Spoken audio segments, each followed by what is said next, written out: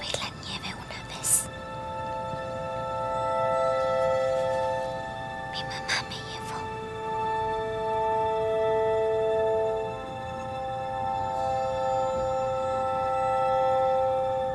Ella guardó el dinero.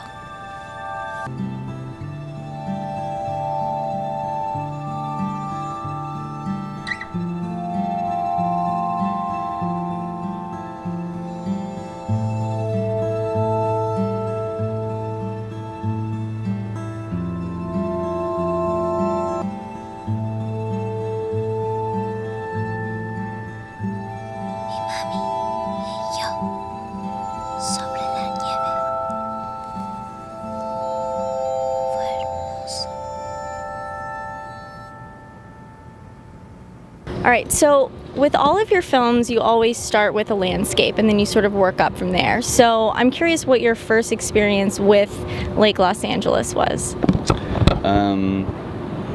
My first experience, I think I was out there working on another film and we passed through Lake Los Angeles and it was just such a weird, depressing town, you know? And I can remember like there's just this one little marketplace and there's all these kind of transient meth head types walking around and you don't know why they're out there, how they got there. So I mean, I think that was the first thing, and so I always wanted to go back.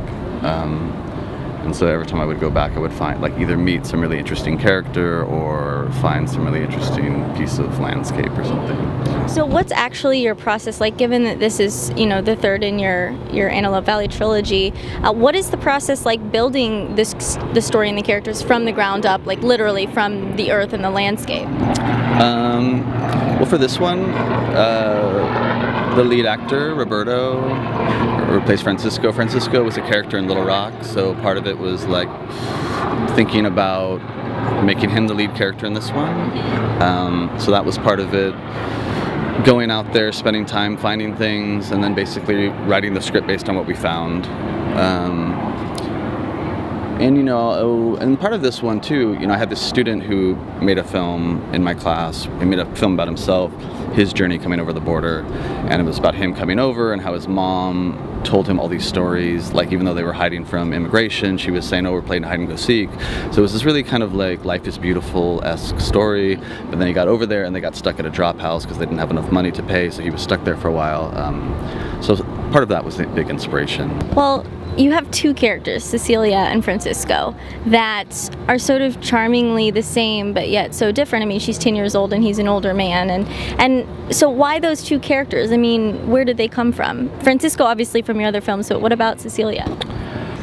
Yeah, I don't really know. I mean, I've been thinking about that. I mean, again, it was part like wanting to work with a kid, and you know, I stole a lot from this movie called The Spirit of the Beehive, which has this little girl, and so I think I was trying to find someone who was kind of like her, because I'm so like in love with that girl's performance. Why? I don't know, I mean, the girl's like 6 in it, and she always talks in a whisper, and she's just like so adorable and such a fantastic actress, and I have no idea like how he got a performance from a 6-year-old like that. So part of it was like to challenge myself to see if I could do it or not. And I've seen so many kids ruin films, I was super nervous about it. But, you know, when she, you know, I felt like when I found her, everything made sense, and I felt like very blessed that she came into my life.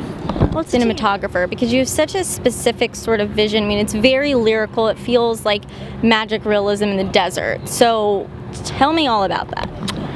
Mike's amazing. You know, he came on to my last film because the other cinematographer dropped out at the last minute, and that guy introduced me to Mike, and I was really dreading it because I was like, my movie's ruined, I'm gonna have to work with this new guy, I don't know how he works.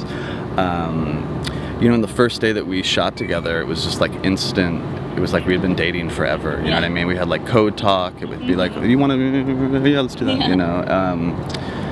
So I don't know, you know, when we would show up to scenes, I would block the scene with the actors, and Mike would watch it, and Mike would say, what do you think if we do it like this or this? And usually his ideas were better than mine, so I always would trust him. Well, you also worked with a co-writer, and I mean, there is just such a poetry to the voiceovers and to the dialogue, so tell me about your relationship with her. Yeah, I mean, we wrote the other 2 films together too, so this is our 3rd movie working together. Yeah, I don't know. I mean, for this movie, it was a lot of like meeting in a coffee shop and sitting there, and I would type and I would pass over to her and she would rewrite what I wrote, and then back and forth, and a lot of arguing on whose lines were better. But I mean, ultimately most things get thrown out once we made the movie, like a lot of the dialogue, so I'm not very precious about any of that stuff. Well, and there's also the lines, "I'm still here." It's repeated very frequently throughout the movie. So what are the significance of those 3 words to you and to the plot of the story? I mean, I feel like when his character's alone and, you know, well, obviously he's made all these promises to his wife that he hasn't kept, and I think it's like a haunting thing, like I'm still here, like she's still in Cuba waiting for him to come back, but also like he still exists even though he's come here and he hasn't really got the American dream that he thought he was going to get. Like he is still a person, he's still trying. It's like him kind of encouraging himself, I think. And you know, that was something that kind of wasn't in the script. That was something we kind of made up on set when he was at the piano, and we didn't know there was going to be a piano in that house. We went there and he hits the notes, and I was like, I feel like you should say something here, and we were like kind of negotiating what it should be, and he said that, and I was like, I think it's good. Yeah, well, I mean, the film, like, those 3 words, they can mean something hopeful, like I'm still here waiting for you, or I'm still stuck here. And I think that the film, is a blend of sort of, you know, the desolate desert and also like the beauty of the desert. And I can't help but like sort of make the comparison between like Los Angeles and like the film industry in Hollywood. So, I mean, you've been in the industry for a while, you also teach. In what ways do you feel like the film industry can be a desert, and how do you find beauty in it? It's a tough question. I think,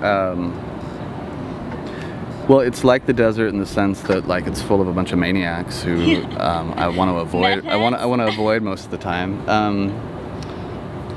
And what's beautiful about it?